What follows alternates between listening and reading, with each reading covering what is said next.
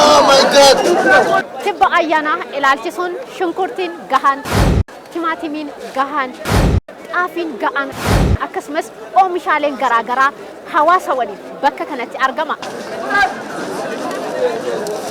ዳኛቸው ዳዊት ነኝ አለም ካለም ባንክ ነው ዳኛቸው ዳዊትን jedhama naannoo alam baank irraan dhufe qullubbii kana gatii madaalawaadhaan asii biteen ayyaanaaf maatiidhaaf geessaa jira meeshaaleen bu'uuraa ayyaanaaf barbaachisan hundi as jiru baay'ee kan namatti toluudha kun giddugala kutaa magaalaa Nufaas Silk Laaftooti jiraattonni magaalaa Finfinnee gatii madaalawaan meeshaalee bu'uuraa barbaadan bakka kana bitatu namni qaxxaamuraan diroom bakka kana hin jiru bulchiinsi magaalaa Finfinnee shamataa fi kan gurguru bakka tokkotti kallattiin akka wal arganiif haala mijataa akkasii uumee tajaajilaaf banaa taasiseera. Tibbi kun immoo tibba ayyaanaati. Ooyiruurraa meeshaaleen bu'uuraa garaagaraa kallattiin dhufuun yeroodhaan gurguramanii dhumu hawaasnis itti fayyadama. Tibba ayyaanaa qaala'insi jireenyaa akka hin jiraanneef bakka kanatti dhiyeessiin gahaan ta'e argameera.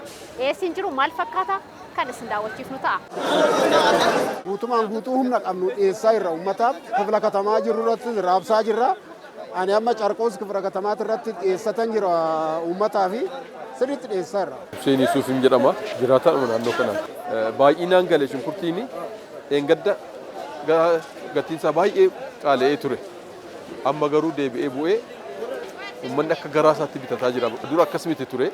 Amma kun hojii mootummaan gabaa kana babal'isee biyyaaf uume faayidaa guddaatu argamee uummanni akka barbaadetti seenee bitatee nagaadhaan deebi'ee galaa jira. አሳፊ አማ ኤሮ አማ አካ ወኒ አካ ኦዱስ ሚቲ አማ ፎያ ጅራ ጋቲኒስ አማ ዴሲኒስ ጡፋ ጅራ ሴና ጅራ ከያ አዲሱ giddugala gabaa kutaa magaalaa Nufaas Silk Laaftootti kan shamatus waan barbaadu shamatee kan gurgurus gatii dadhabbii isaatiin gurguratee adda ba'a. Meeshaaleen dhiyeessii bu'uuraa tibba ayyaanaa maal fakkaatu kan jedhuuf biiroo daldalaa bulchiinsa magaalaa Finfinneetti itti gaafatamaa itti aanaa misoomaa fi bulchiinsa giddugaloota gabaa obbo Shimallis Hasan waliin turtii taasifneerra.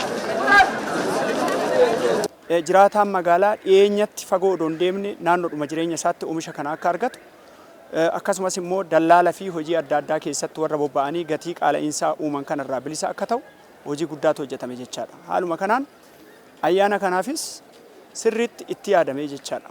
Oomishni fuduraaf muduraas kan midhaanis hundi isaatuyyuu sirriitti gara giddugala gabaa kanatti galee gurguramaatti kan jiru oomisha gahaatu galee gatiin isaas immoo tasgabbaadha jechuudha. Yeroo ammaa kana gabaan sanbataa jira.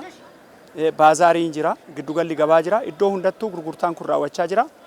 Keessumaa baazaar irratti giddugala gabaawwan irrattis gatiin biiroon daldalaa magaalaa Finfinnee qopheessee jira. Gatii gabaa idileetii gaditti %15 gurguruu isaanii ni to'atama. Gurgurtaan kun raawwachaa jira jechaadha bakka baay'eetti.